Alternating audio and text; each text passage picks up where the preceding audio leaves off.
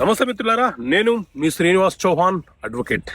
మిత్రులారా, ఒక కేసులోని విషయం ఏంటి అంటే, ఒక మహిళ తన భర్త వేధిస్తున్నాడని చెప్పి అతని మీద, అలాగే అతని యొక్క అన్నయ్య భార్య మీద 498A కేసు ఫైల్ చేసింది.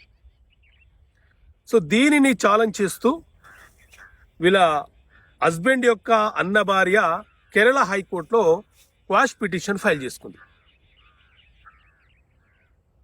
498A కేసులో ఆవిడ కంప్లైంట్ చెప్పుకున్న విషయం ఏంటి అంటే, నన్ను బాడీ షేమింగ్ చేస్తున్నారు కాబట్టి అది క్రుయాలిటీ గ్రౌండ్ కిందికి వస్తుంది, 498A ప్రకారం వీళ్ళకు శిక్ష విధించాలని చెప్పి ఆవిడ చెప్పుకుంది. సో నువ్వు నల్లగా ఉన్నావు, నువ్వు తెల్లగా ఉన్నావు, నువ్వు లావుగున్నావు, ఇవన్నీ బాడీ షేమింగ్ పదాలు. ఈ రకంగా కించపరిచి మాట్లాడితే 498A కింద కేసు పెట్టవచ్చు అని చెప్పేసి ఆమె ఉద్దేశం.